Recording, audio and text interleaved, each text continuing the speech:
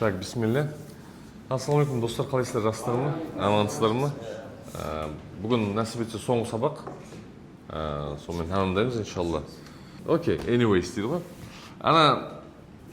Насим Талептің кісін білесің, Насим Талеп? Ол кім ол? Аха. Маған Насим Талептің бір аттың сөзін айт, соны түсініп, қаттың айт сөзі ғой. Адамзаттың үш қас жауы туралы. Біреуі дейді, ол қант дейді. Екіншісі героин дейді, наркотик. Үшіншісі стабильная зарплата дейді. Стабильная зарплата неге қас жау дейді ол? Шыға алмай қаласың, үйреніп Ау? Солар комфорты. То есть батқан кезде то есть проблемадан батқан кезде туындамайды ғой, ондасы па? Ал біз түсіндік қой, что проблема деген ол ПТГ, ол не, одан кейін не болады? Рост болады. Короче, кірді, ол біті шықпайды ғой. Солай ғой, батқан кезде адамның үш қас жауындағы біреуі стабильный зарплата. Ең қызығы, кімде кім ипотека, автокредит, вообще кредитқа жоғайтын болса, ол осы неден шықпай қойды ғой, түсінесіздер ме? Стабильный зарплатадан. Неге? Өйткені ода не тұр уже? Қорқыныш тұр да. Мен стабильный жұмыс істемесем, стабильный зарплата кірмесем, мен немнен айырылып қаламын дейді? Үйімнен айырылып қаламын. Үйімнен. И машина айырылып қаламын. Дұрыс па? И плюс басқа мұхитты ол көрмейді ғой. То есть батқан кезде банк барынша адамды батқан кезде рисковать етпесін. Сен өмір бақи не болды ма? Мысалы, мұғалім болды ма? Мұғалім болды. Пожарник болды ма? Пожарник болды. Болды все.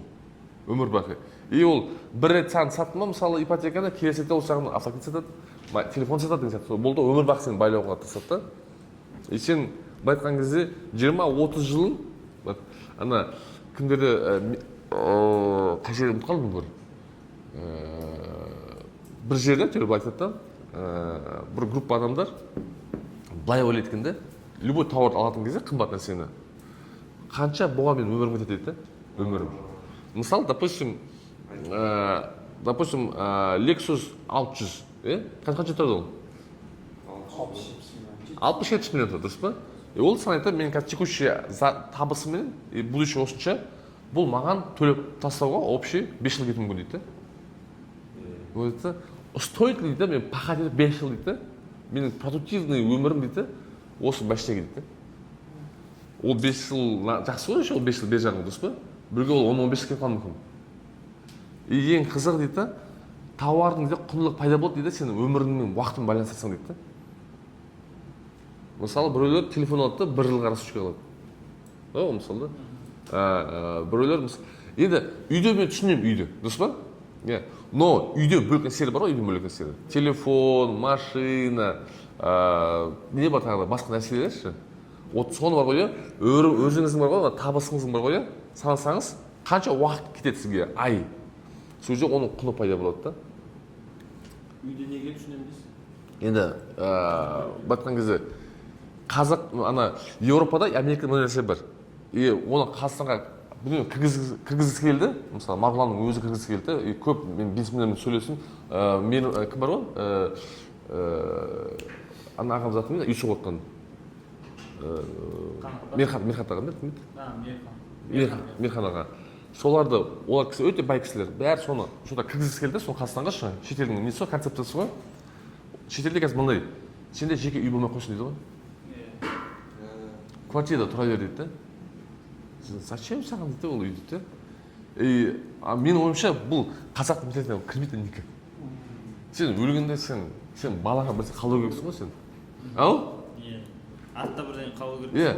Ол Германияда пайда болған нәрсе ғой. Екінші дүниежүзілік соғыстан кейін олар қатты қорықты Россиядан, СССРден қатты қорыққанда. И до того қорықты, что ертең жарып тастайды ғой дейді. Үйлер Берлинде бытшын шығарып да олар.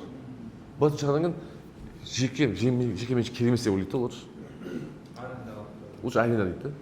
Ертең на всякий случай біз кіріп кететін болса, мен бүкіл жинаған дүнием өйтіп жарып кетпейді дейді. И солда ойдан уже концепция пайда болды да. И ол қазір Америкада ол бар да. Қазір элементар даже Илон Маскта мыңдаған үй болған ғой, білесіздер ме? Илон Маск қой, Илон Маск. Миллионер, доллар миллионер емес, миллиардер кезде ғана үй алды ол. Потому что концептпен өмір сүрген ғой, үй керек емес деп. Дұрыс ба? Но енді ол енді миллиардер ғой, а жалпы бүкіл халыққа алатын болсаң, ол өтпейді да ол. Потому что сен қалай санасаң да сен ұтыласың да, квартирада тұрсаң. Оны білмеймін, қазаққа қанша кімдермен енді бай кісілермен сөйлессеңіздер, басында соны айтып жүрді. Естідіңіздер ме, естімедіңіздер ме? Но өтпейді ол қазаққа. Потому что все-таки бізде әлі не ғой әлі family oriented ғой, семья ол ең главный нәрсе болып тұр да. Хорошо, бұл әшейін қысқаша small talk дейді ғой, андай разогрев дейді ғой. Ең крутой бизнесмендер, ең крутой бизнесмендер, ең крутой, прям супер бизнесмендер. Үлкен бір несі бар, бір моделі бар, ол empathy дейді да. Empathy. Эмпатия. Оны қай бір түсінсек болады? Сезіну ма? Сезімтал. Предрасположение ма? Ау? Өзіне предрасположение. Аха, ол қалай сөз ол, қалай? Клиент не қажет деген. Более қызығушылығы, қандай проблема. Аха, сосын? Жұмысшыларына не керек? Адамның жағдайын сұрау. Аха. Қызық нәрседен істерге, не? Қызық нәрседен істерге. Вот, допустим, бір тұлға бар. Ода бір определенный качестволар бар да. Мынада эмпатия бар да, мынада да. Мынау жесткий. Жесткий. Мынау, допустим, шыншыл дейікші. Сөйлесі так көңілге қарамайды да, тек шыншыл. Мынау, допустим, ұрысқақ бір нәрсе деген сияқты. Но бәрі мықты тұлға да. Қайсының қасына адам жинала бастайды? Ол возможно, батқан кезде мынау, басқа адамның көңілін қарайды, дұрыс па? Солай емес пе де? Мынаның қасында адам топалап жүргеннен, бұда, помните, біз айттық қой, мысалы, 100-ден 1 деген, ол қанша ықтималдылық бізде? 1%. Мынау сенсің, мынау жалпы батқан кезде определенный сампл адамдар, дұрыс па? Енді сен эмпатияда болған кейін, сенде қасында адамдар көбейді, дұрыс па? Сен қасынан шыққысы келмейді, потому что сенің қасында олар не болып сезеді өзін? Комфортно сезеді. И сенің саның қанша болды уже примерно? 100 болды, дұрыс па? Ықтималдығың артты ғой, дұрыс па? 400%-ға артты. Солай емес пе де? Окей. Бұл эмпатия, қызық нәрседен сіздерге, пайғамбар мынандай сахаба мынандай сөзі бар. Екі хадис айтайын, или бір айтайын ба? Бір сахаба айтады, біз барлығымыз дейді, чувствовали себя дейді, значимым дейді, кімнің қасында дейді? Пайғамбардың қасында дейді. Бұл біріншісі. Екіншісі, біреу даттава өзін значимый сезінген, айтады, мен, наверное, самый любимчигім шығам деп өзін. Датаға кеткенсіз. И барады да дейді ғой. Содан кім жақсы көрсің сен дейді. Сол дейді, Айшаны дейді. Жоқ, түсінікті ғой ол сен әйелің ғой дейді, еркектер дейді. Оның әкесін дейді. Абу Бәкір. Одан келсе, Омар дейді, Осман, одан кейін Али, одан кейін Талха, Зубейр, келеді, тоқта дейді болды. Түсіндім дейді ғой. Сол сияқты бұл не качествода пайғамбардың қасында барлығы өзін не сезінген? Бесін значимый. Өте значимый сезінген ғой. Түсінсіз бе? И ана кім бар ғой, білесің ба? Кімдер? Мүшіктер бір кісіні жібереді. Неден атеді? Ол кісі парсылардың кітабын оқыған, өте дана да, мудрый жібереді, чтобы барып неге түсу үшін, дебатқа түсу үшін. И пайғамбар жібереді, пайғамбарға жібереді салсам ғой. И ол барады ғой, барып қарасы, пайғамбар Мұхаммед салсам дәрет алып жатсаш, сахабалар не істейді суына? Жоқ, дәрет алмайды, просто үшін. Анам жібереді, жағады кені, берке депші, суын талсады кеніші. Одан кейін, короче, махаббат 100% дейді. И оны қайтып кетеді, сен ұту мүмкін емес дейді. Бұлар ұту мүмкін. Неге десе, артаға лескендер дейді, маған қатша сөйет дейді. Патшаларды етіп ешім жақсы өмет дейді. Патшаларды, императорларды, сұлтандарды ешім жақсы өмет, маған қатша сөйет дейді. Сөзі, пайғамбарды салсын не болып тұр? Эмпатия ғой. ол біздің тілмен айтқан эмпатия дейміз ғой өзімізше. Бірақ ол пайғамбар салам әр адамға тұлға ретінде айтқан ғой, тұлға. Әр адамға. Ана Құранда шура деген сүре бар, дұрыс па? Ол не деген сөз? Келісім, Ақылдасу. Ақылдасу деген сөз, И от ойлаңыздаршы, пайғамбар салам ақылдасады. Пайғамбар Мұхаммед салам ақылдасу вообще керек пе? Жеті қабат аспан тесіп, Жибрилмен кездесіп, Алламен кездескен адамға Абу Хурайрадан, Талхадан, Зубайрдан сұраған, бірақ пайғамбар не дейді? Ол әлбетте сұрайды. Неге? келесі ұрпақ, келесіне ақылдасу. Иә, жалпы ол сол әр адам бар ғой, ол не сезіну үшін? Вот мысал, допустим, вот ойлаңдар бір жиындасасыңдар, айталық кіммен сіздер? Бір үлкен ірі айтыңыз бір бизнесмен. Президентпен деп айтып өтсінші. Жоқ, ірі бір бизнесмен. Ірі бір бизнесмен айтыңыз, ірі бизнесмен. Жаңа әкім бе? Шымкенттен келген жаңа әкім бе дейді. Кім ба? Дархан сатып алды ма? Дархан сатып алды мен сіздер. Не істейміз дейді. Үй тұрады да, есіңіз кім сіздің? Мұхтар деп сен жеке сұрайды ғой сенен. Кәлесік сатайға. Әрқайсынан сұрайды ғой депші. Ойлаңыздаршы, әрқайсынан сұрайды да. Сіз не сезінесіз? Жаңағыдай важность береді ғой, керек. Иә. Ең қызығы, ана, мысалы, сіздің есіміңіз кім? Нұрой, сіз үйленгенсіз ба? Балаңыз қаншада? 4 ай. Кімнің баласы үлкендеу? Хотя бы 6 жас, 10 жас. Кім бе? Ислам, сенде, е? Ислам, мысалы, допустим, қайса сенен келіп барып, 5 миллион теңге ақша сұраса. 5 миллион. Сен үйдесің. Сен бар, әйелің бар, қанша жасар балаң бар? 6 жасар балаң бар, е? Сен әйеліңмен балаңмен ақылдасасың ба? Мен де ақылдаспаймын ғой. Мен, елдер бір несі дейсіз ба, елдер? Вот Қайсар келді ма, ақша сұрады ма? Қайсар отырсып қояды сол жерде. Сен әйеліңді шақырасың, әйеліңді. Әйеліңді шақырасың да. Кім шақырасың да? Балаңды шақырасың да. Айтасың ғой там. Әйелің, мысалы, допустим, Айгүл, қалай ойлайсың?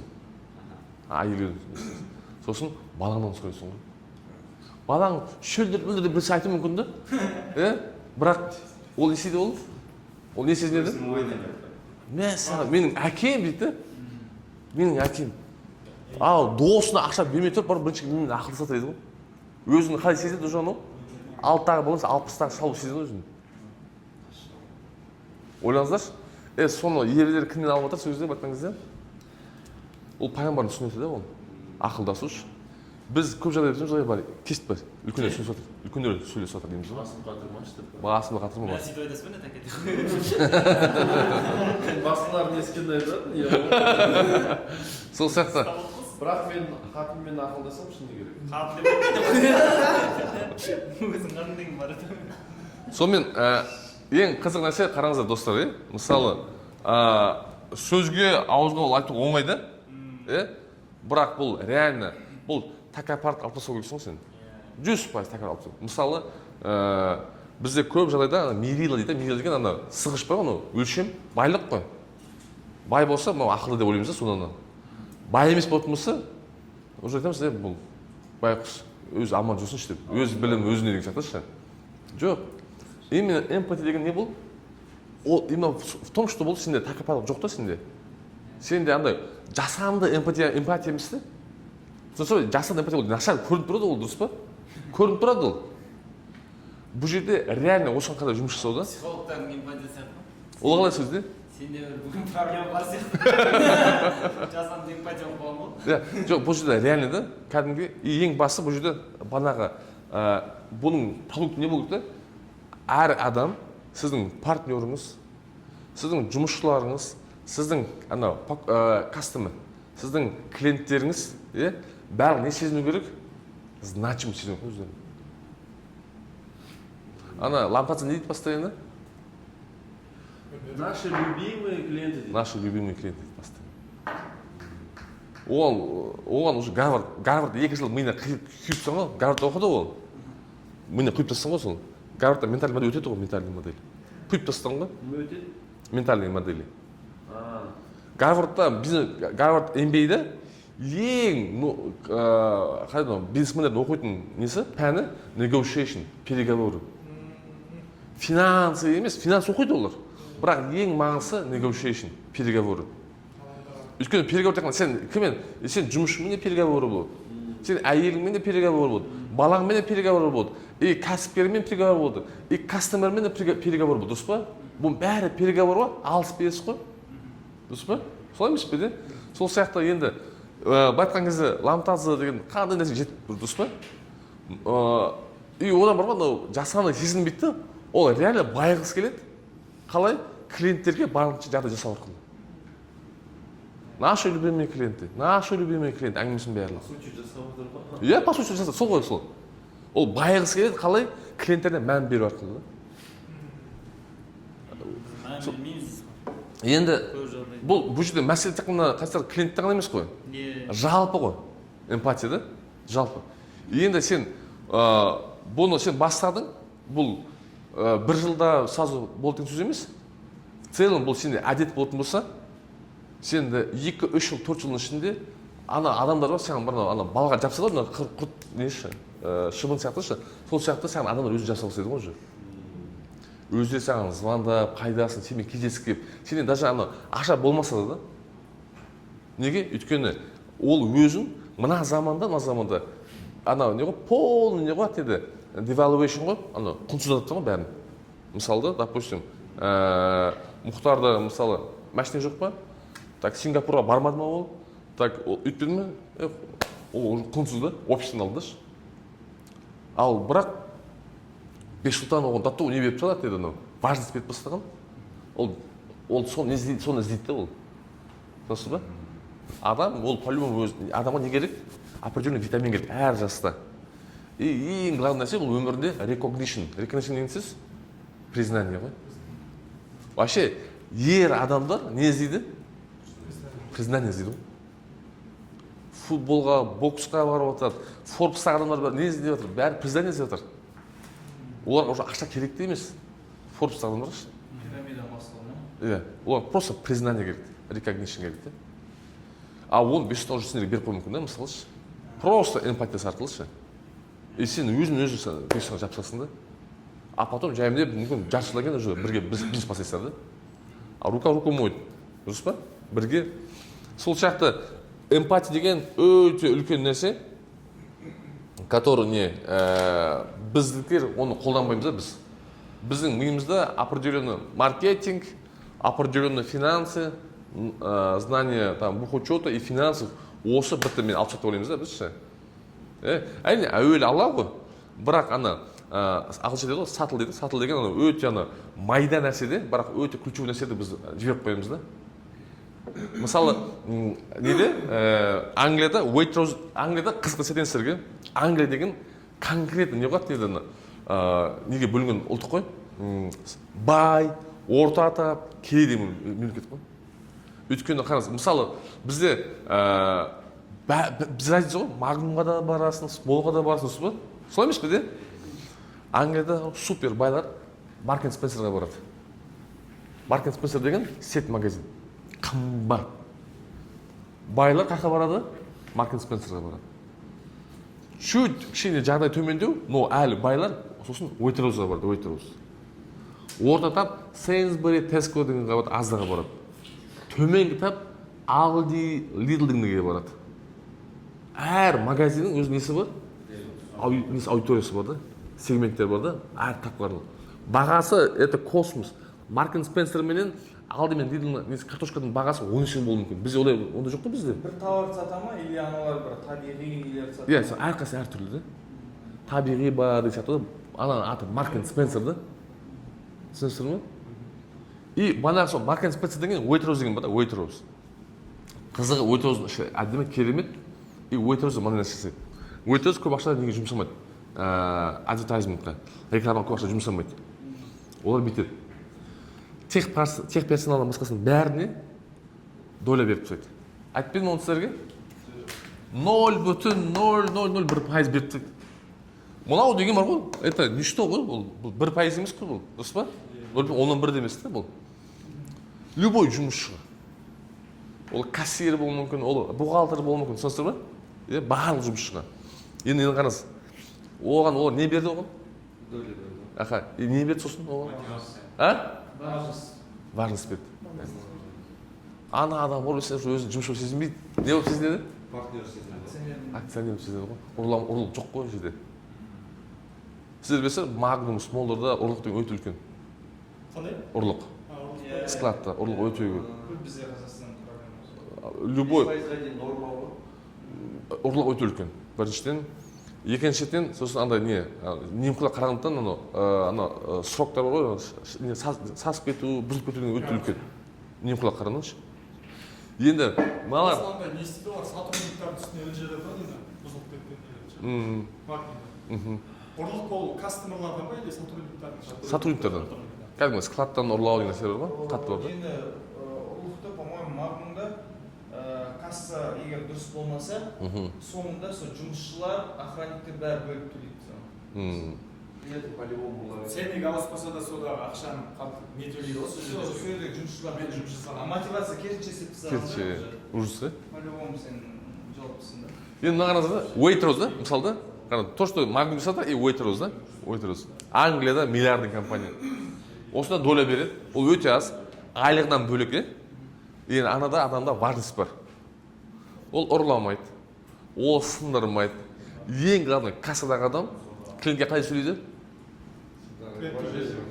Потому что ананың клиенті да ол. Ол же как попало емес та уже. Ол отношение екі түрлі. Екі түрлі отношение. Екі түрлі бұл мировоззрение ғой, бизнесқа дұрыс па? Магнум, ақшамен анаған іледі, а мына жерде наоборот, оған не беріп тастаған? Empowerment беріп тастаған да, значимость беріп тастаған да оған. Мынадан ол вообще, ақша ноль, по идее, достар. Но еще пайызбен ғой, но. Достар ма? Ол это ноль, по идее. Примерно қанша деді? 3000 ба, сондай фунт ғой, примерно, жылдық. Ол бақыңыз бонус қой үшін. 3000 фунт деген, почти 3,5-4 доллар ғой, почти. Түсінесіздер ме? Ол 40 000 доллар или 500 доллар толқын жоқ қой. Түсінесіздер ме? Одан ол кейде болып қалмайды да, но ұрлық азайды, түсінесіздер ме? Сындыру азайды. И ең бастысы, әр жүрген адам уже өздері не істейді? Реклама жасайды өздерінің компаниясына. Олар реклама почти аз қояды да. Өйткені олардың әр жұмысы уже не? Жүрген жерін айтып өтеді, бізде мынандай бар деп. Текучка азаяды. Текучка деген өте үлкен шығын ғой негізі, текучка деген. Үйрету, обучение деген. Сол сияқты, мынан, мысалы, Waitrose бәрі мынадан келіп жатыр да. Адамды не қылып сезіну? Важно болып сезіну. Енді бұны біз қарапайым неден бастақ болады? Өзіміз отбасымыздан бастақ болады да. Енді ана менің құлағым аузыма жақын, бірінші ол өзім айтылған не еді? Батқан кезде сабақ болсын өзіме, жалпы бәрімізге ба. Но в целом, қарапайым өзіміз отбасымыздан бастайтын болсақ, менің ойымша бізде қазанда ажырасу деген бәрі азайды. Ана біздің қазақ қыздар қазір феминизм дұрыс түсінбеген ғой. Өйткені олардың түсінігінде дін, дәстүр оларға не бермеген? Важность бермеген де. Дінде сіздер білесіз ғой, қыз қай жерде отыру керек? Қыз төрде отыру керек. Оны біздің мынау советский власть болғаннан кейін көбісі жіберіп қойды ғой. Қыз төрде отырады. Ол қайда отырады ғой? Ол жұмысқа тығып тастаған ғой. А қазір бізде қалай отырады? Наоборот. Қыз төмен отырады, қыз тамағыңды пісіреді, жұмыс істейді, үйде, шаршап, сосын күйінер, солай емес пе де? Ер бала еркелейді, үйренеді, одан кейін әлі еркелейді, сосын 40-қа келген кезде әйелі пысқын екен, өйткені ол пысып алған ғой. Уже 40-тан кейін уже менсінбейді да күйеуін. Ал мамасы болып келді, мамасы болады да уже. И балалар туылады да, балалары мамасымен ақылдасады да. Қай оқуға түсейін, үйтейін, бүйтейін депші. Үйленетін кезде құдалар құдағимен ақылдасады да. Анау жүрген әшейін свадебный генералдан, ау? Түсінесіздер ма? Батқан кезде ол өкініштісі де, именно қыз баланы қазақтар істеген төреге шығарған бұрында. Қатты сыйлаған. Ер бала төмен алып оны жұмсақ, ит қылып жұмсақ. Телефонның бағасы қанша болды анау? Қанша 9 миллион болып қанша болады? 10 миллион болса керек. А? Ешкімде жоқ болса телефон қажет болмай қалады. Дұрыс айтады. Иә, ешкімде болмайтын болса, оның құны 0 болады. И бұны network эффект дейді. Network эффект. Когда ценность поднимается дейді, когда бәрі қолданып бастаған кезде дейді. Түсінесіз бе? Мысалы, Исанда бір телефон бар да, и менің телефон бар. Оның уже несі бар уже? Құны бар. Но қатты көп емес, 2-ақ мың адам ғой, дұрыс па? Иә, бүкіл нарықта. Енді 10 адам бар. Уже құны көтерілді. 1000 адам бар, қатты көтеріліп жатыр, дұрыс па? Миллион и миллиард, дұрыс па? Түсінесіздер ғой, оның құны қатты көтеріліп жатыр да. Осыны network эффект дейді да. Өзіңіз важность береді. Жоқ, системадағы қолданушылардың саны көбейген сайын, ол несі не қылады? Құны артады. Бұны network эффект дейді. Network деген ол қазақша қалай болды? Связи ғой. Мысалы, жұмысқа кірдің, қалай кірдің? Иә? Бізде дейді, таныс біліс арқылы кірді, жұмысқа, иә? На самом деле, бақыңыз, заман кім етіңіз, network арқылы жұмысқа кіреді. Шетел Америкада не өткен, исследование өткен, 65% адамдар жұмысқа не арқылы кіреді екен? Таныс арқылы кіреді. Олар әдемі не айтып қойды? Network дейді. Қазақтар солай кіретін болса не дейді бізге? Ана көке жәкесі бар ғой дейді. Оны чүп дейді да, несінші, барысыншы. Ана мал дейді да, ана адамшы. Бұл ана көке жәкесі ешкім емес дейді.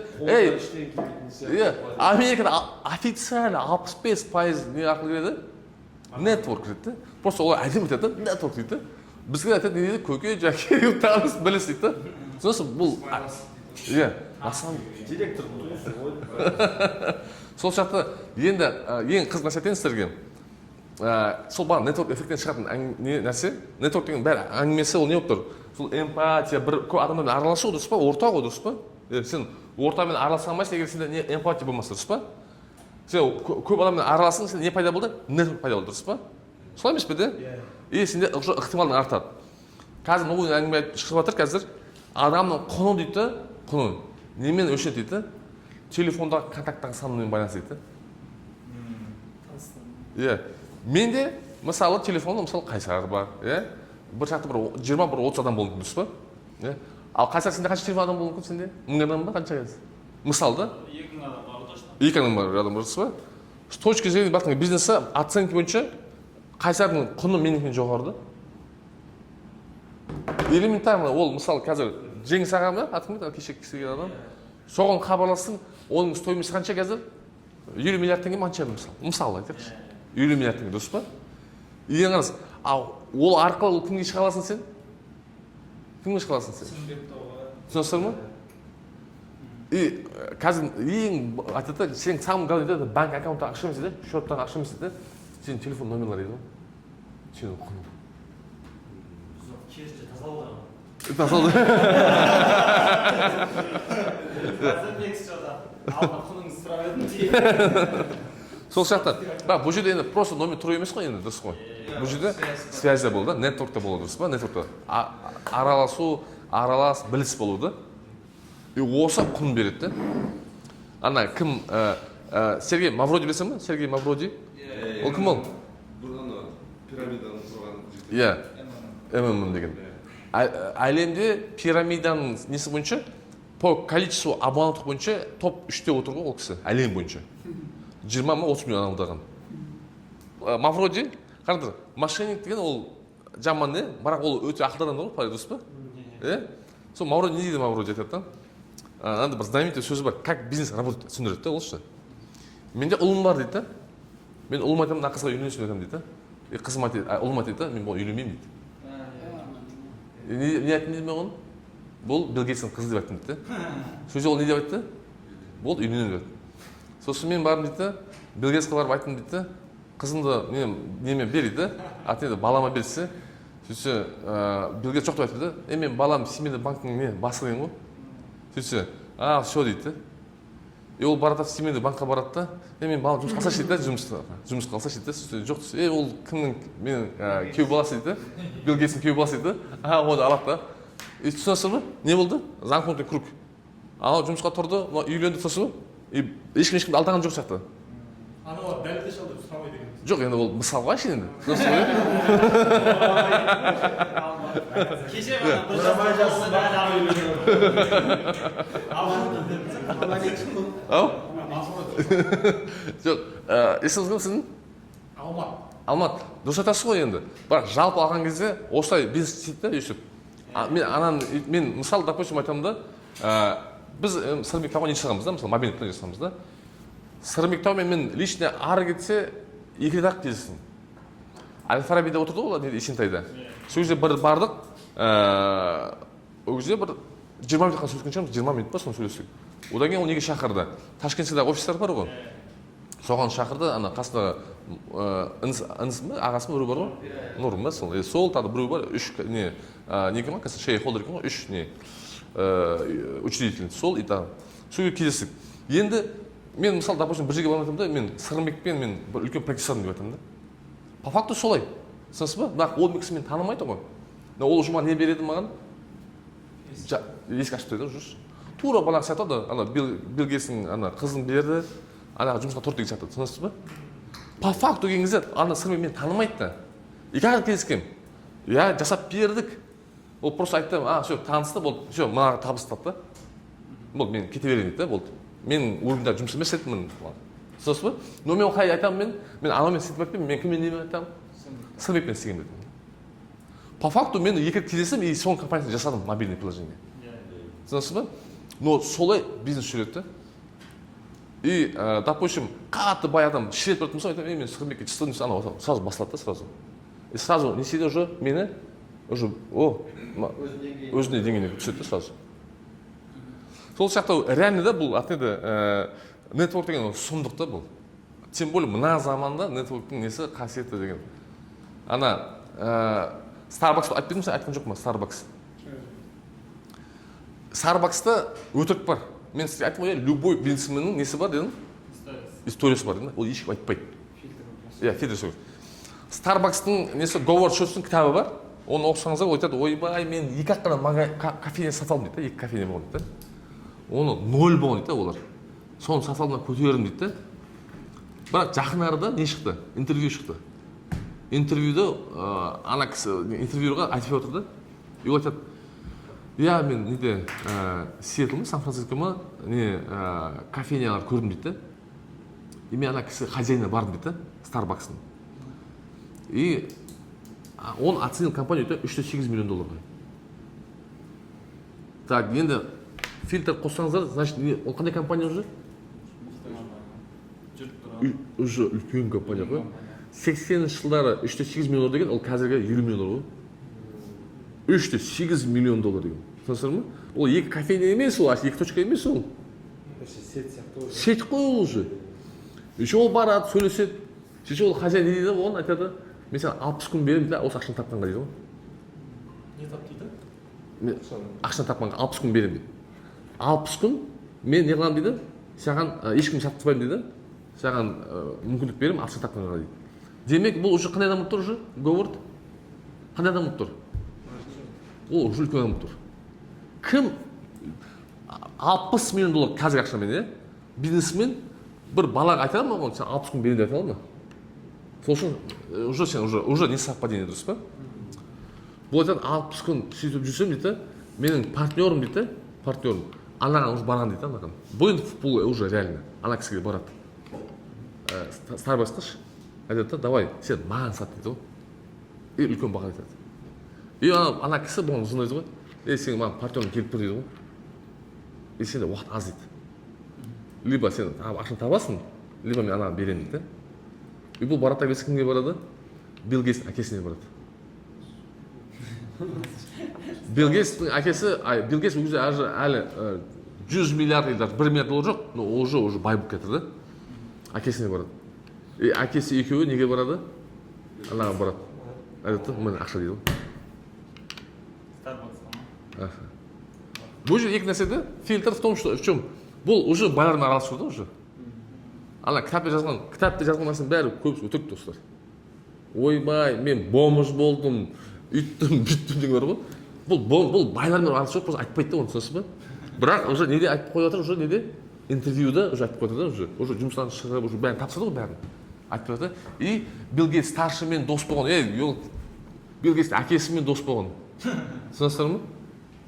Но ең қызық ол туысқаны емес те ол. Ол просто нетворк те ол. Оның үстіне жаңағы емес проектті қорғап шығу да оңай емес. Оңай емес. Жоқ, оның несін, оған несін беру керек та, оның еңбегін беру керек.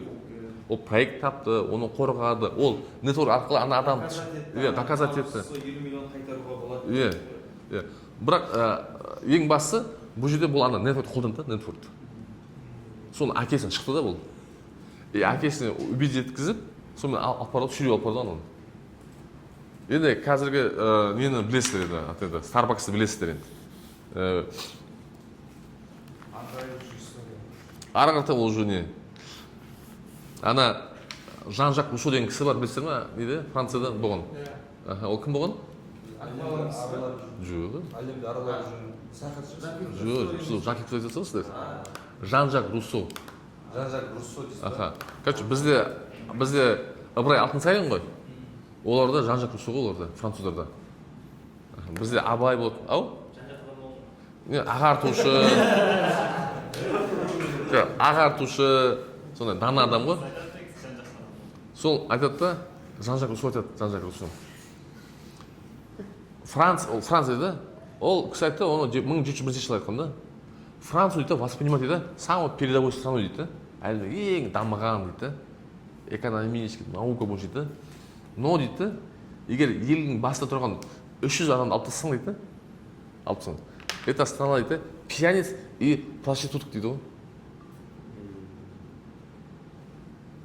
Әлі солай ғой. А? Әлі солай ғой. Жоқ, бұда не түсінатымыз бұдан?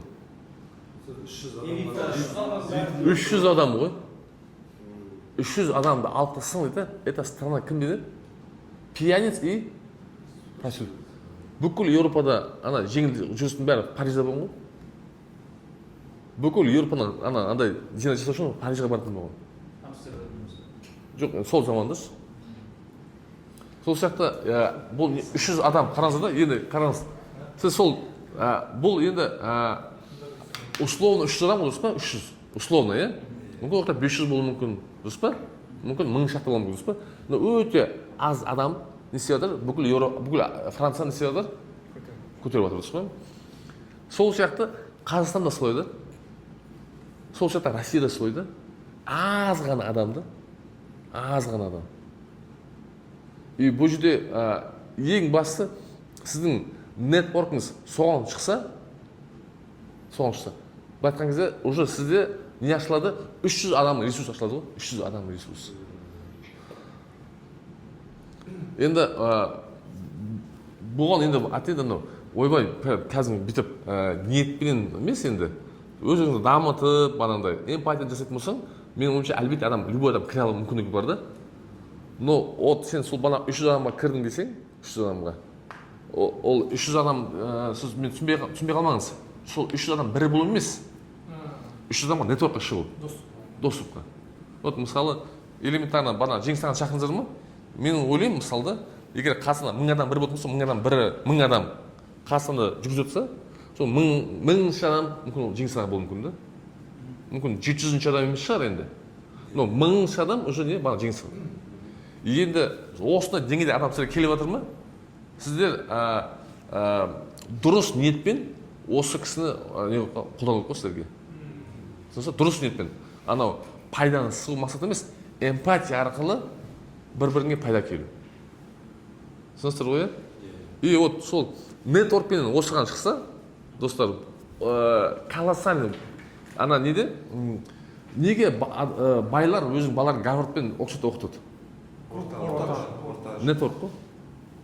Нетворк қой. Анау мынаның президентінің баласы, мынау миллиардердің баласы, түсінесіздер ме? Просто не ашылып жатыр? Нетворкқа дос ашылады ғой. 1000 адамға дос ашылады. Болды. Ары қарата сіз айтқандай, уже сенің ақылың уже артайды. Соны қолдану.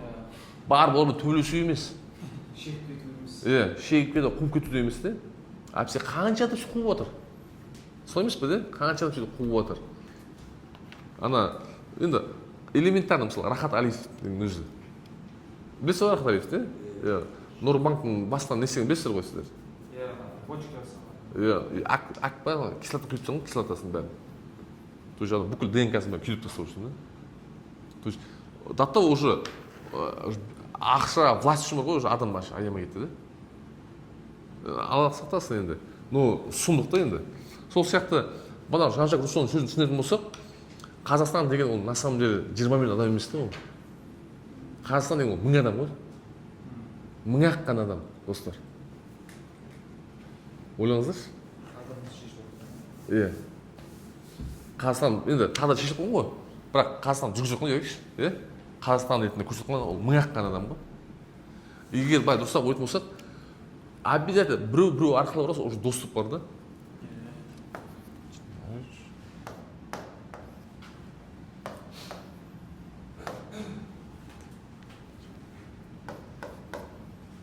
Окей.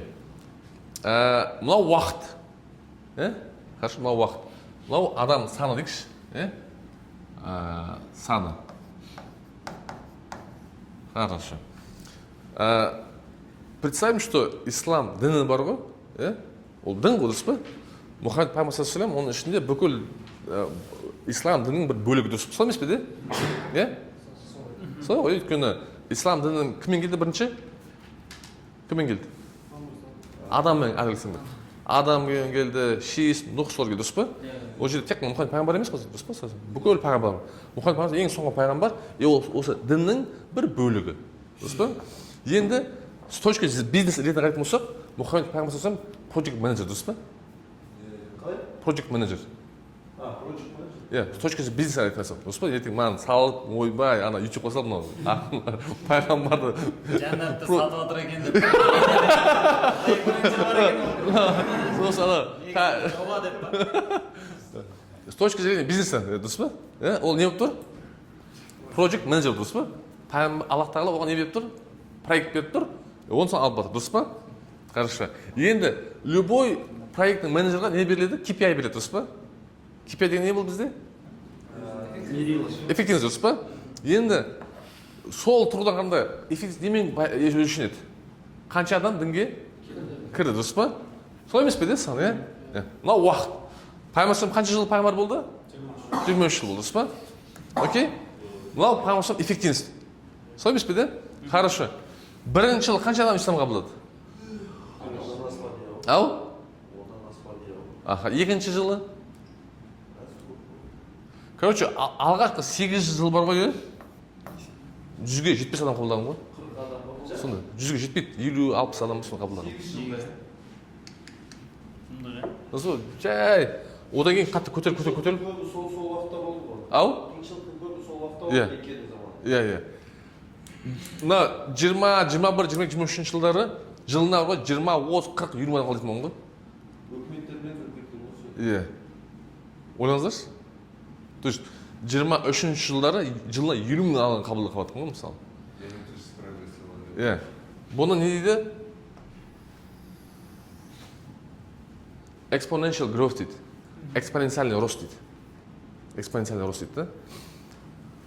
Енді қараңыз, пайғамбар нөмір осылай ма? Осылай емес пе? Иә? Эффективность қарайтын болсақ, мысалы қанша адам кірді, мыңдаған адам дұрыс па? Енді өміріне байтын болсақ, осылай пайғамбардың графигі болып тұр, дұрыс па? Хорошо? Ендігі менің ойымша, мынау ең здоровый не? Рост. Жай, дұрыс па? Жай көтеріледі, а потом сиді қатты кетеді. Оны экспоненциальный рост дейді, дұрыс па? Хорошо? Мынандай ростта болған кезде адам қумайды да. Мысалы, енді біз діннен ауытып келеміз енді. Қазір неге келеміз? Бизнеске келеміз, дұрыс па? Мынандай ростта кәсіпке қуып кетпейді да. Өйткені жай өсіп жатыр да. Мынау ол өсіп жатыр. Дұрыс па? Ол қуып казиноға барып кетпейді. Қуып екінші, үшінші, төрт жай алып тастамайды, сразу бар ғой. Қуып барып бәрін сатамайды да, дұрыс па? Түсінесіздер ғой, басында эффективный болды адамдар. Потом не жатыр, маған сайын құлар жоқ қой деді, дұрыс па? Мына адамдар бар ма? Бар. Мынандайды қалайсыздар, қаламайсыздар ма? Мысалы мен қаламаймын. Бірақ мына адамдар хотят все сразу қазір. Дұрыс па? Қазір. Ұзақ мерзімді ойлап жоқ та. ұзақ мерзімде олар мақта болады да, уже төмен болады да ол. Оларға ол қызық емес қазір. Бұндай адамдар бар, бұндай компаниялар бар, бұндай мемлекеттер бар, дұрыс па? Мандай бар ма?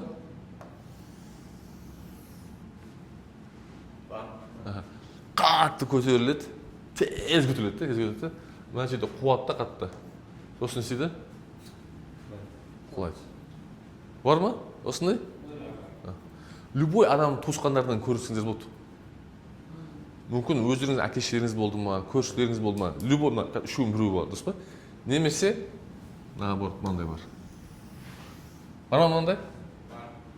Бәй, басында мықты болды да, потом бір қатты құлдырады да, мына жерге келді да, мынау түседі де, қайтадан істейді, қайтадан. Бірақ мынаны, мына төртіншінде болған адам көбісін істейді мына жерде суицид жасайды. Суицид. Ау? Өйткені олар қатты көтеріледі де, оларшы. Потом құлаған кезде шыдай алмайды да. Но өмірін қайтадан ойластырып, қайтадан көтерілуі мүмкін да, мүмкін. Значит, мынандай нәрсе жоқ та, мынандай нәрсе жоқ. Линейный нәрсе жоқ, мынандай нәрсе жоқ. Постоянно бір қалыпты өсу деген нәрсе ол мүмкін емес те, бұл табиғат, ол өмірге ол нәрсе жоқ та, түсінесіз ба? Демек біз төртеуін өтеміз, дұрыс па? Төртеуін, не? Төртеуін қайсы абзал болып тұрсын, абзалын? Бірісі. Оған не керек екен? Шыдамдық керек. Уақыт, энергия бәрі керек. Алма тіс, аузыма түстің әңгіме жоқ қой біріншісінде.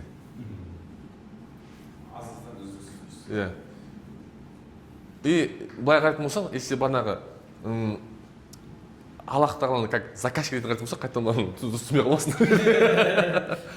Ана project менеджер дұрыс па? Пайғамбар Мұхаммед саллаллаху алейхи заказчик. Аллах тағалар қойы, Мұхаммед пайғамбардар қойы, алғашқы қанша 15-16 жылда әбден тәрбиелеп алды ғой.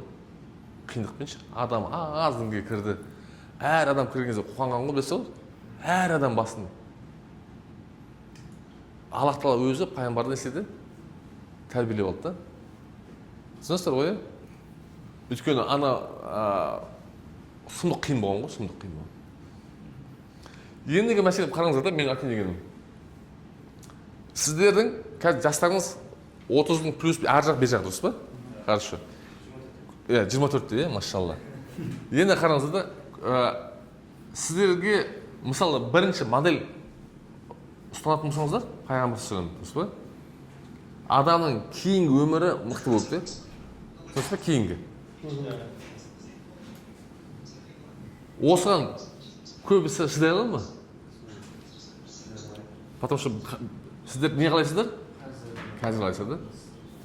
Бірақ қазіргісінде сіздер қазір жетсеңіздер, өзінің өмірінде пик бар ғой, потом құлдырасаңыздар, өмір бақсы не боласыздар? Депрессияда боласыздар. Неге? Өйткені нені еске аласыздар сіздер? Өткен шақты еске аласыздар. Өткенмен өмір сүрсе де. Ана адамдар айтады ғой, ойбай мен кезінде ана үткен едім ғой, тауға апарған едім ғой, үткен едім ғой, түсінесіз ба? Жасы бар оны 50-де или 40-де. Бірақ немен өмір сүріп жатыр? Жасы 20-дағы 30-ға дейінгі уақытына өмір сүреді. Ол ана пигіне жеткеннен кейін дальше өмірі ғой, не болып кеткен ғой? Қызық емес болып кеткен де. Сол сияқты егер де жігіттер қазір өмірлердің бір определенный бір personal, жеке өмірлерінде или немесе бизнеста әжеге бір қиыншылық болып жатса, нормально. Ойынан шығамын. Потому что ойынан шығу, потому что сендердің егер біз пайғамбардың есімін ұстанатын болсақ, сендердің қашан жару керексіңдер? Түсінесіздер ме? Түсінесіздер ғой, сосын. И ол сол абзалырақ та. Потому что сіздер қазір қатты жарсаңыздар, сіздер қатты жару бар ғой, мүмкін ықтималдық азаяды да. Түсінесіз ба? Өйткені бұл өте редкості, что адам өмір бақи жару, хит дейді ғой, жарады да, несінші, бана успехті, определенный промежуток уақыт. Бұл не деген сөз? Бұл ойбай қазір босаңсып 40 жас күту деген сөз емес қой. Просто қазір қиыншылық болып жатса, наоборот, түсіндер қуанып көрсе де, мен пигім қаяқта алда болып. Сіздердің пиктеріңіз сізде алда болып, достар. прям любым ценой қазір мен жеткізу деген ол өте опасно. Қатты қазір айтпақшы анда мен сізге айттым ғой бір не бір жас бала болды бір тендермен араласып тендерменен.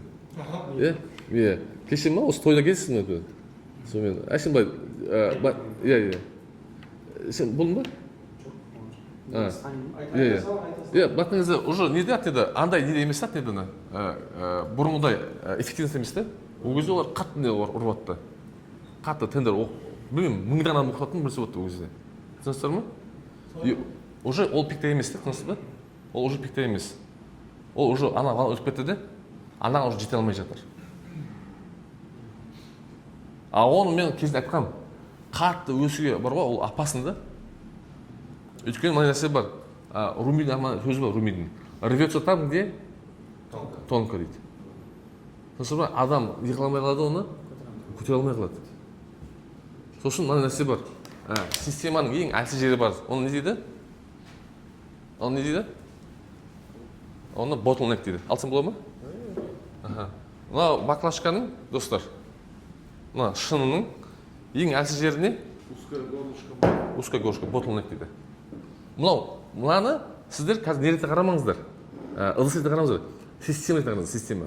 Бұл не система? Это система, которая суды жинайды и ағызады, дұрыс па? И бұның ең әлсіз жері горлышкасы. Кульчинский трах бар. Ау? Кульчинский трах бар. Қысып тастайды да? Түсінесіз ба? Бұл дато дәу болғанымен де бар ғой, оның несі, не? Горлышкасы қысқа болғанымен азын су шығады да. Өсетін жерде сол. Ең қызық достар, любой система несі болады? Bottleneck болады да. Любой системаның. Әлсіз жері. Любой системаның. Енді дінен басқасы. Любой системаның әлсіз жері болады. Ең бастысы, сіздер реверс там тонко деген сияқты, сіздің жұмыстарыңыз, сіздің тұлғаңызда, сіздің отбасыңызда, сіздің бизнесіңізде әлсіз жерді анықтау керексіздер ғой. Түсінесіздер ба? Ана не бар ғой, білесіз ба? Атеді Марғұн ағамыз айтқан сөз бар ғой, усиливание дейді, сильный дейді. Мен онымен частично келісемін да. Потому что сен мысалы нетворкинг мықты болатын болса, сен оны күшейту керексің, дұрыс па? Но сен bottleneck'іңді анықтау керексің сен бірінші. Потому что бұл система нені үйретеді, бұл мана үйретеді, қараңыздар.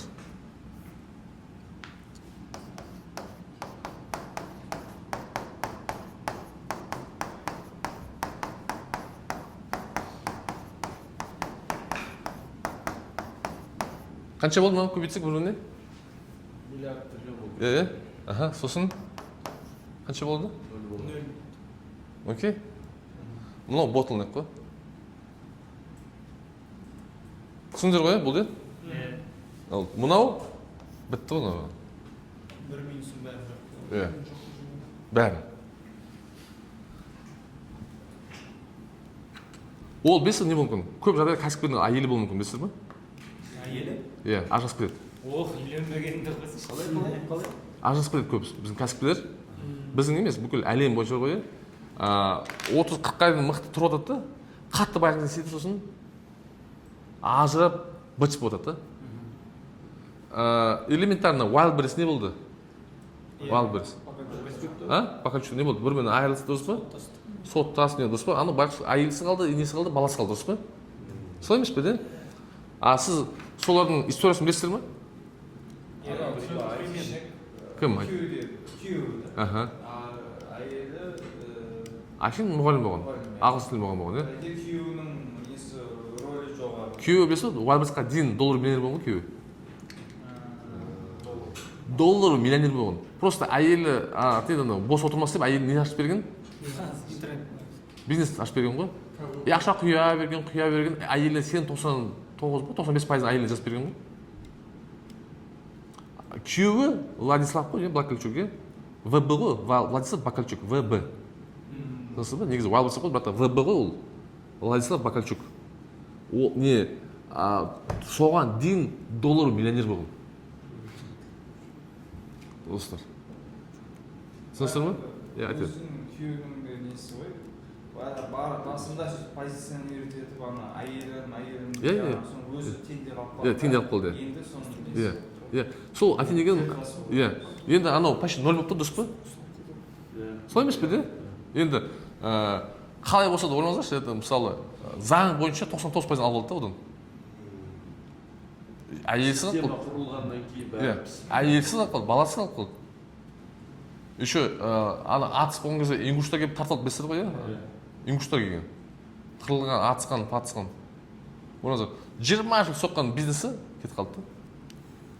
Сол сияқты, как раз мен 2013-те Англияда болған кезде не болды? Андай, не бар? Предприниматель года деген не бар? Жарыс бар. Предприниматель года деген. Ау? Жоқ, жарыс бар сондай. Предприниматель года деген ше. Оны Эрнст Янг басқарады. Большая четверка. И жыл сайын қасынан біреу қатысады. Бізде қасынан ең көп неге бірінші орын болмады, бата топқа кірген кім болды бізде?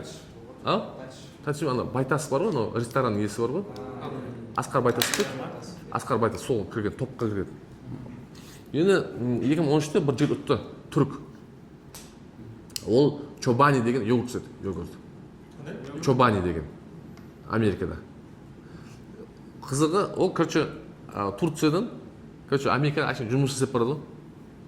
Жұмыс істеп барады, жұмыс істеп жүреді. Әшейін бизнесменмен жұмыс істеп жүреді. 2008 жылы кризис болды ғой. 2008 Американың жарыс пусты болып қалған, пусты болып. Қарап қалған ғой үшін.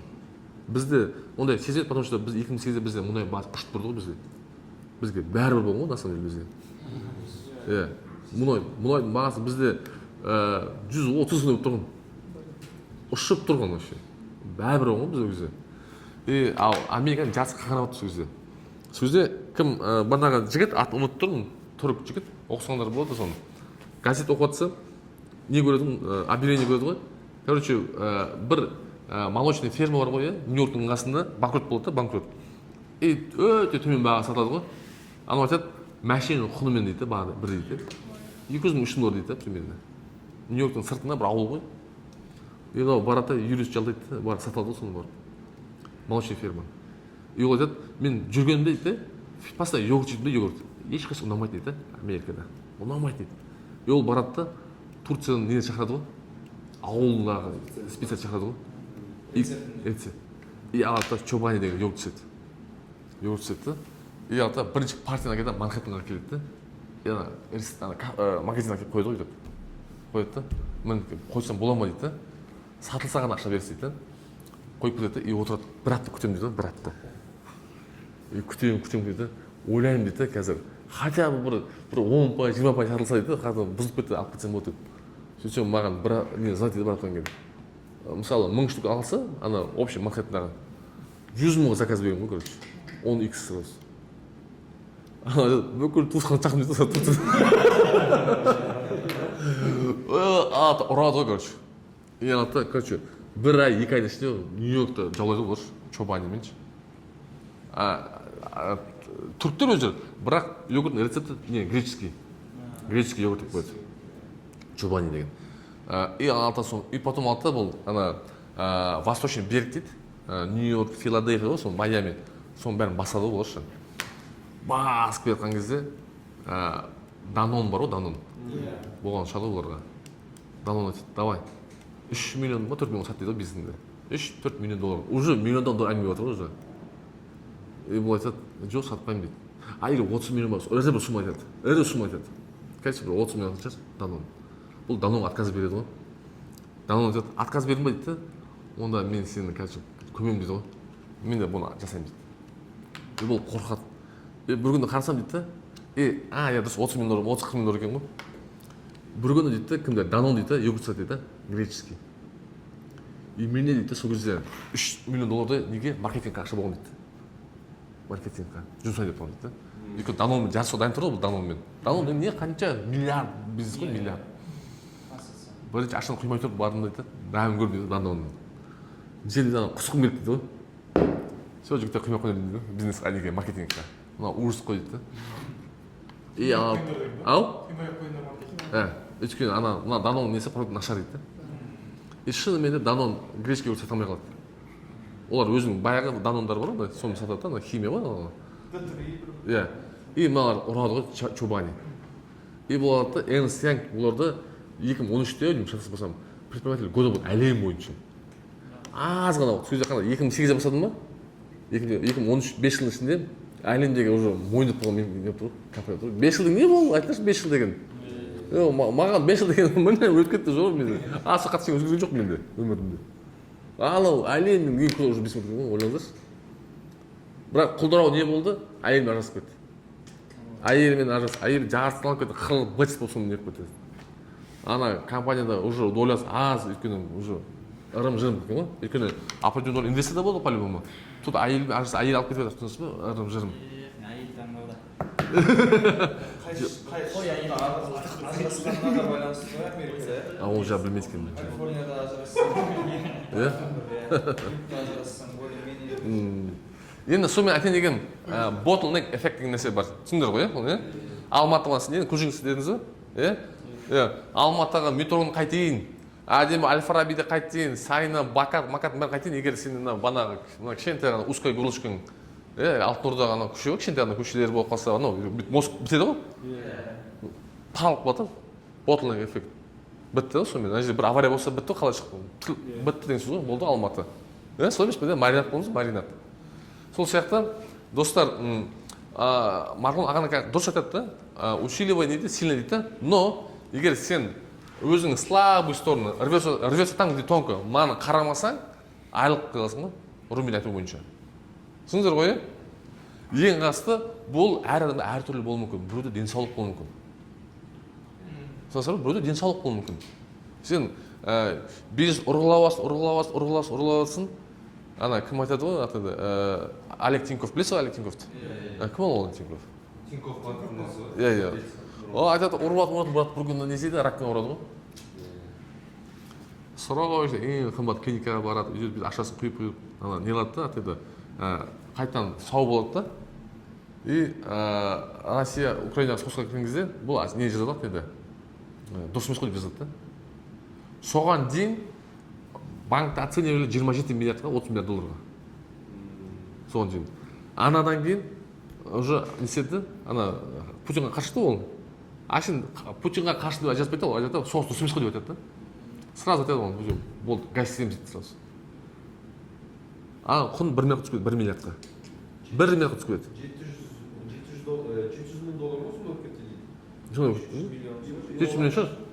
700 миллион шығар. Иә, 700 миллион. Вот, вообще, ойлаңыз, 20-30 миллиардтан 1 миллиардқа түсіп кетеді ғой, короче. 700 миллионға түсіп кетеді ғой, представляете. Үйте ол 700-ға сатпайды ғой еще, ол копейка сатпайды ғой еще. Қаншасы айтпаймын дейді да. Потому что NDA бар да, NDA не болды, NDA деген? NDA деген non-disclosure agreement деген. Не, договор отырамыз да, и не разглашаем. Егер асқар жасап қойса, разглашение жасап қойатын болса, менде штрафной бар да, по договору, ақша төлеу керек та маған. Оларда NDA бар да, оларда арзан баға сатып жүрген ғой, копейка сатып жүрген ғой. То есть, былай айтқан кезде, ол айтады, оның bottleneck'і денсаулық болып тұр да. Егер ол айтып мен уже неде сатып жібердім дейді, мен уже неге операция көрдім, операция қаш. Ол бәрібір да уже ол. Өйткені миында тірі қалсам болды деп тұр да. Мен ойлаймын, егер ол денсаулық мықты болса, ол берім сатпайтын еді ол. Ол Россия барып не, Путиннің бір жерін жалайтын не дұрыс па? Қайтадан бар, 30 миллиард бизнес қолданады деді. Сол сияқты өмір болғаннан кейін бизнес ол тек өмірдің бір несі, бір бөлігі ғана дұрыс па? Сіздің жеке өміріңіз бар. Сіздің жеке өміріңіз онда әке-шешемен жеке өміріңіз бар, дұрыс па? Әртүрлі рольдар бар, дұрыс па? Сен біреуге күйеусің, біреуге баласың, біреуге әкесің, дұрыс па? Бір жерде ғана бизнесменсің, ол бір бөлігі. Сол сияқты мына жүйеде bottleneck табу керек та, bottleneck. Қайсы әлсіз жер. Сол жерді хотя бы не істеу керек? Хотя бы 100 болса хотя бы 1 қылып та, хотя бы. Хотя бы 1 қылып та. Өлдің болып барса да хотя бы 0,1 болу керек қой, хотя бы. Дұрыс па? Жыртылып қалмау керек па? Жыртылып қалмау. Потому что рвется там, где тонко. Румидің мынандай сөзі бар. Айттым ба, айтқан жоқпын ба? Я хақпын эту жизнь дейді да. Енді мен просто сізден тіл айтып жатырмын да сен. Мен бұл өмір түсіндім дейді да. Где клад? Кладты неге білесіз ғой, клад, сокровище. Там есть дракон дейді. Сол ертегінде бір сөз ғой, ертегіде сол емес пе, ертегіде. Где есть роза дейді, там есть шипы дейді. Түсіндіңіздер ғой, не түсіндіңіздер? байлық бар жерде по-любому қиындықтар да бар. иә роза әдемі болғанмен оған несі бар ода тікені бар. Ана жерде крат болғанмен ана жерде бір минусы бар да, дракон бар да. Ол айттым мен бұл өмірде түсіндім дейді. Әдемі бір нәрсе тұрғанымен қасында обязательно бір нәрсе болу керек та, оның минусы болу керек та. Біз анда бір кем дүние деймін, не дейді қазақта? Қысқасы сол ғой. Әдемі бизнестің артында бір жаман не болуы мүмкін, сенің біткен толық жеке өмірің болуы мүмкін да. Түсінесіздер ме? Жетістікке жетуге болады, просто заменаға не бересің деген сұрақ қой. Иә, сол сияқты ана біз айттық қой кеше ана Бақара сүресінің ортасы не деп айтты? Асқар? Ортан үмбетіп жарады. Иә, ортаңда баланс та, баланс. Бұл баланс не сөз? Сен ананы 0 қылмайсың ғой. Ананы сен хотя 0,1, иә, хотя 1 қыласың да. Баланс, дұрыс па? Жыртылып қалмау үшін. Сол сияқты bottleneck деген өте үлкен не концепция, достар. Бұл бойынша сендер минустарын табу керексіздер ғой, минустарыңызды. Өте әлсіз жерден табу керексіздер. Сол әлсіз жерді хотя бы 1 қылу керек та. Хотя бы 1 қылу керек. Түсіндіңіздер ғой, иә, достар, иә? Уоррен Баффеттің мынандай сөзі бар. Circle of competence дейді. Circle of competence дейді.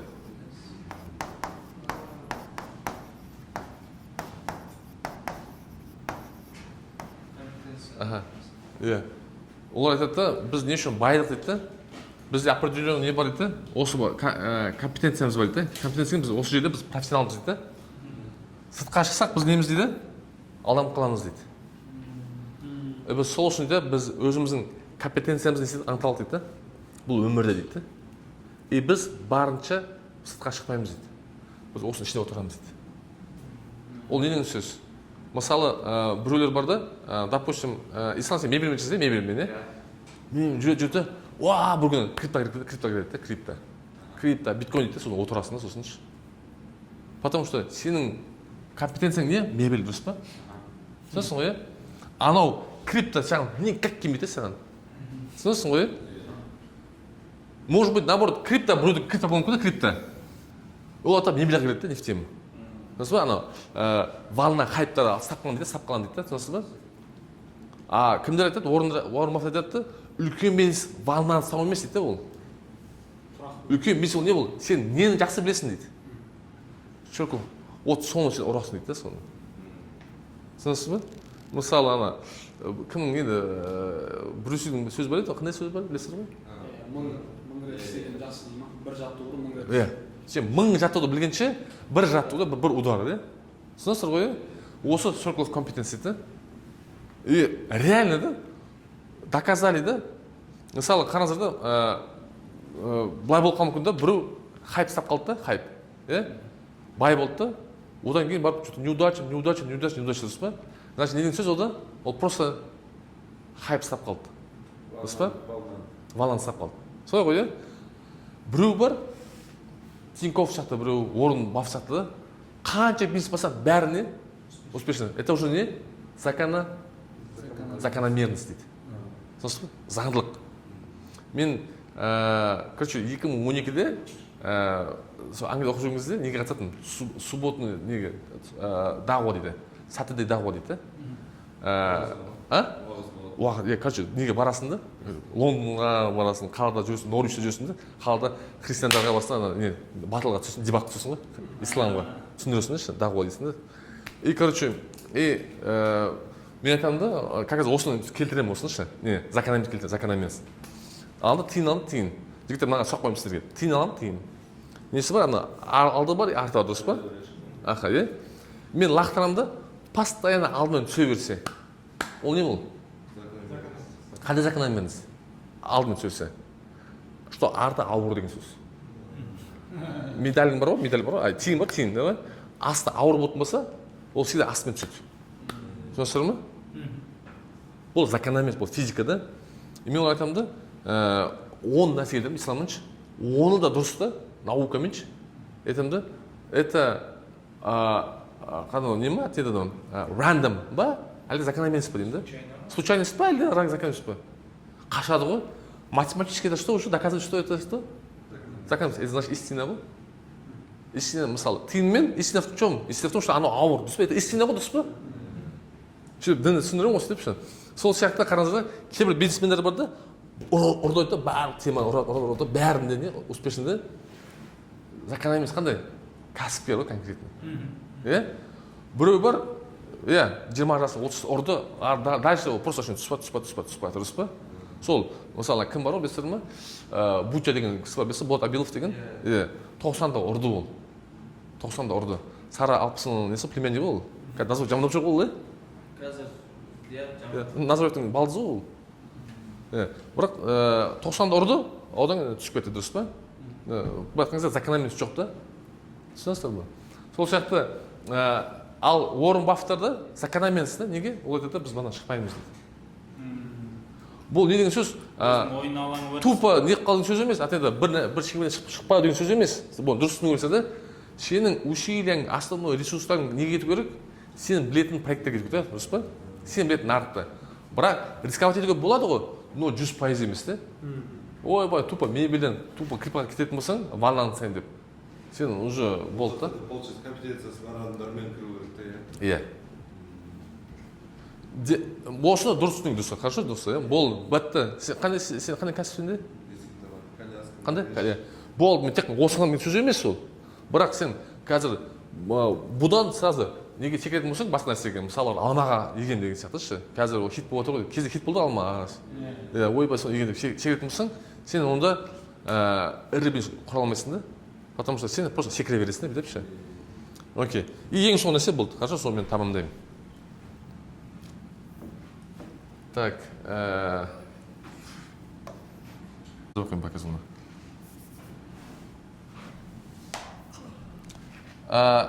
Кішкентай бала бар ғой? Балада бірінші не дамиды? Интеллект дамиды ма? Немесе curiosity. Curiosity не? Любопытство. Не дамиды бірінші? Любопытство дамиды, иә? Кішкентай балада, иә? А что если балада бар, сразу интеллект дамиды? Интеллект. Мықты ғой интеллект? Қызық емес. Не, әрекет жасамай қалады. Неге? Өспейді. Аузына салып, жүріп, естіп. Интеллект дамып, интеллектің мықты ғой ол. Неге өспейді ол? қызығушылық болмаса қалай орынды естіп көру керек та бала. Мысалға, келесі жол, мысалы, ыстық нені бір ұстап көру керек, салқын бір ұстап көру керек. Но ол интеллект болса, ол уже біледі уже. Оқиды да сразу тұр. Интеллект қалыптаспайды жүр, несіз, қатерсіз. Жоқ, ол. Представь, что ода. Онда бар дейсіз ба? Жоқ, ол ода инстинкт ретінде. Бірінші, сол анау.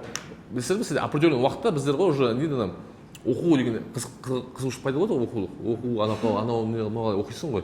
Ода представь, сен туылған басқа солай болатын болсашы, қызығушылық болса, интеллект дамып жатса да. Бала несінен айырып қалады ғой? Қолынан шектеп Бала алмай қалады. қалады. Жоқ, сол не болды сосын оған? Жоқ. Өмірге қызық емес болып қалған. Неге? Әкесіне ақыл айтады. Жоқ, әкесінің тоже не болады? Бәрі адам бар, адам бәрі сондай болады. Представьте, бәрі гений болады ма сол жерде? Не болады? Балада жүрмеуі мүмкін ғой. Не үшін жүрмеуі мүмкін? Потому что одан не болатқан жоқ қой, әрекет жоқ қой. Қалай әрекет? Не үшін? мынандай момент қой. Жоқ, мықты нәрсе айтып Иә, басқаша түсіндірмекші, чтобы бәрі түсіндіру үшін. Проблема умных, то, что они умные, они они заранее анализируют, думают, и они в итоге приходят к поражению, все, говорят, я не буду лучше жить. Келсем, 100% келсем. А проблема богатых, то, что они тупые, но они не знают то, что будет впереди, но они делают, и они достигают успеха. Не все, конечно, но кто-то из них достигает. 100% келсем. Ең бастысы дейді, бала да ғой, интеллект дамыса дейді, бала просто жүрмей қойды дейді. Жата береді дейді. Неге? Бала, оказывается, өмірінде емес, қанша еді, 1 жыл деді ма, или 1 ай деді ма, 2 минут қойды екен. 2 минут қойды. Ана, еңбектейді ғой, а потом сен уже жайымдеп жүрген кезде ол не екен? Ұмытып қалдым, 1 апта или 1 айда 2 минут қойды екен, 2 минут қойды екен. Енді егер балада интеллект дамып кетсе дейді, ол не істейді ол? Ол жүрмей еңбектей береді да. Біледі, что құлайды. Құлайды да, ол опасно дейді, ол ажал сынып кетеді. Түсінесің ба? егер дейді интеллект дамып кетсе қатты сен ана білімге сеніп қалсаң да сен просто жүрмей қаласың, сен инвалид боласың. Мен келісемін сіздерге. түсінесіздер ма? сол кезде не оны дамытып жатыр? Қызығушылық та, интеллект емес те ол. И мен айта алмаймын, бүкіл кәсіпкердің бәрі интеллектуалды айта алмаймын. Наоборот, мен өзі таң қаламын ғой, кәсіпкердің көбісі ниже среднего ғой. Ниже, а? Жаңағы айтқан нәрсе ғой. Ниже среднего, да? Көбісі ше. Потому что бана сіз айтқаныңыз дұрыс.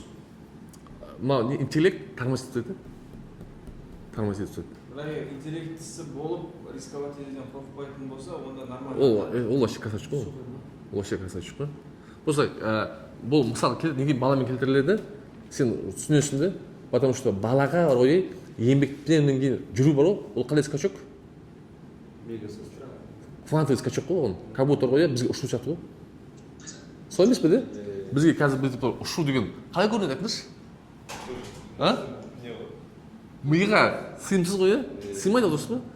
Кішкентай балаға еңбектеп потом жүру деген это соның разница ғой почти. Но ол оған жету үшін ол интеллект ода болмау керек те. Интеллект ода бар болмаса бітті деген сөз ғой ол.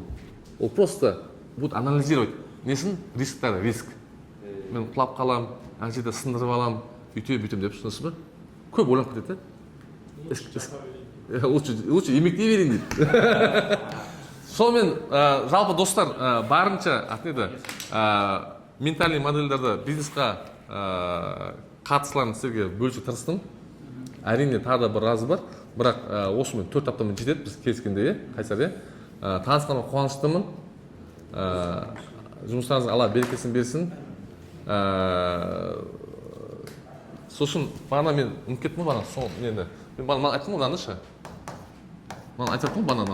Узкая головочка бар ғой? Узкая головочка ше. Мынау көп жағдайда бар, ата-ана болып қалуы мүмкін достар. Ата-ана дұрыс емес қарау бар ғой? Осы болып қалуы, хорошо? Мен просто банан сөз неғып кетті, үзіліп қалды. Ата-анаға сен дұрыс қарамадың, сен онdan бәрі жүрдің ойлайсыз. Окей? Өйткені Құранда Аллах Тағала саған көп жерде не дейді? Намаз оқы дейді, дұрыс па? Ораза ұста дейді, дұрыс па? Солай емес пе де? Қанша не айтады саған? Не береді? Құлшылықтың саны бар, зікір бар, садақа бар, зекет бар, қажылық бар, көп па? Көп па? Қанша бар? 100 шақты бар ма? Бар ғой, 100 шақты бар, хорошо. Тек қана біреуінде ғана Аллах Тағала айтады. Би вали валидейнил ихсан дейді, мынаны жаса дейді, наилучшим образом дейді. То есть қандай сендерге 100 құлшылық жаса дейді, дұрыс па саған, Асқар? Тек мынаны ғана дейді, делай қалай дейді? Ең көркем түрде жасайды. Жақсы деп болады ма? Жақсы дегенге? Жақсы болмайды. Жақсы уже не болады? Күнә болады. Сен мына амалы жасасаң, күнә болады. Ойлашы? Жақсы деңгейге түспеу керек. Жақсының өзі қанағаттандыру. Күнә болады. Қандай амал дейді? Би вали валидейнил. Әке-шегіңмен дейді. Би вали ихсан дейді. Ең көркем түрде бол дейді. Айтпайды, әке-шең мұсылман болу керек обязательно намысты деп айтпайды. Просто әке-шегіңмен қалай болу дейді? Ең көркем түрде. Жақсыға түсуге бола ма? Болмайды. Прикинь, сен жақсыға түссең, сен уже күнәһарсың сен. Сен мам, пап, привет деп ол уже тоже не кетті. Сенің возможно қанша жетіп тұр? Сен потенциалың бар ғой? Мысалы, 18-20 жаста, мам, пап, бірақ 30 жаста сен уақыт бөліп оған біресе алып бермесең, оған қарамасаң, сен просто жақсы болып жүрсің, сен уже күнәһарсың. Бір ғана амал достар. Бір ғана амал не деп тұр Аллах Тағала? Ең көркем түрде жасау. Қалған бәрін істесең болды әйтеуір. Әйтеуір жассаң болды. Даже ағылшынша сөз бар, in fact дейді ағылшынша. Даже бар ғой, наоборот айтайын сіздерге. Құранды қате оқитын адамдар бар ғой, қанша сау болады? Екінші сау болады. Қиналып оқыған. Өйткені мен араб емеспін ғой. Мен қате оқып, қиналып қате оқысам, мен арабтан екінші сау боламын. Потому что мен тілім емес ол. Түсінесіздер ме? Бірақ әке-шеңмен ең көркем түрде болды, ең көркем болды, ең. Бұдан түсіруге болмайды. Қалған әйтеуір жасашы дейді саған. Қалған әйтеуір жаса дейді. Ана намазда ойың бұзылып кетіп қайтадан келесің, ол да болады да. Әйтеуір күресшің болды, күресіп отырсың болды әйтеуір. Ең мықты садақа қандай садақа дейді? Күлу. Жоқ. Ана сарамыңа қарсы тұрып беру дейді. Просто так бере салу емес дейді. Сен жаны болып тұрсың да, бірақ қиып беріп жатсың да, сосын ба, ең абзал дейді. Нәпсіңмен күресіп беріп жатсың да сен. Түсінесіздер ғой, сол сияқты балағы сөзің, мен балағы сөзім тамамдалмай қалдым. Көп жағдайда bottleneck ол біздің әке-шешелеріміз, достар. Ол әке-шешеміз онда оларға біз дұрыс емес қарауымыз, ол біздің bottleneck та біздің ше. Түсінесіздер ғой, ана кім бар ғой? Юсуф пен кім? Юсуф не дейді әкесіне? Абати дейді. Білесіз ғой, Құранда, Юсуф сүресінде. Абати, инни раайту түс көрмейді, дұрыс па? Абати деген сөз, абати деген әкешім, әкетайым дейді. Кімге айтып жатыр оны? Кімге ғой? Исраиль. Қой. Сол әкесінің аты ғой? Әкесінің аты Яқуб. Яқуб сол екінші лақап аты ғой? Әкесі Яқуб пайғамбар. Әкесі кім? Пайғамбар. Оның әкесі кім? Ысқақ. Ысқақ. Оның әкесі кім? Ибрахим. 4 поколение, 4-еуде пайғамбар. Пайғамбар үшін бұлар не деген? Карим, Ибнул Карим, Ибнул Карим, Ибнул Карим деген. Благородный, сын благородного, сын благородного, сын благородного. Бұлар өте благородныйлар деп айтқан ғой. И мынау әкесі не деп тұр? Әкешін деп тұр да, келім сөйлеп тұр да. Енді тура сол сөзді кім айтады? Әкетай деп. Ибрахим кім айтады? Ибрахим Александр Өзінің әкесінің Ол кім болған ол? ол Алла сақтасын. Оны Аллахта бізге әшінен әкеп тұр ма? Бізге сол екі сөзді қарамау керексің да. Бұлау пайғамбарға қалай сөйлеп тұр? Ибрахим кімге сөйлеп тұр? Алейхиссалам? Ол кім әкесі? Пұт жасайтын адам ғой. Жаман адам, еще білесің бе, баласын не істеп тұрған? Білесіз ғой? Не істеген баласын? Аяғын байлап қолып тұрған ғой, үйден шығармай. Рабство ғой, рабство. Ибрахимді байлап қойған ғой, аяғын. Кәдімгі наручник сатып бар ғой, өйтіп аяғы байлап қойған ғой, шықпайсың ба? Кісен. Жесткий болған ғой. И ол әкесі қалай сөйлеп отыр? Әкесімен сөйтті. Астағфирулла деп тұрған жоқ та, өйтіп ше. Астағфирулла, намаз оқымайсың, астағфирулла деп тұрған жоқ та. Кәпірсің де, астағфирулла деп тұрған жоқ та. Абати деп тұрды. Әкетай, әкешін деп тұрды. Екі үйде пайғамбар да, екі әкеші екі түрлі. Маған әкесі пайғамбар, еще ана пайғамбардың баласы, еще үлкен пайғамбардың немересі ол. Сол сияқты достар, көп жағдайда бұл бірінші маған айтылатын сөз, потому что менің екі құлағым менің аузыма жақын. Ол маған урок болсын, өзімізге бәрімізге. Біздің bottleneck'іміз ол біздің әке-шешемізге дұрыс қарамай қалуымыз. Хорошо? Tamam. Жақсы. Достар.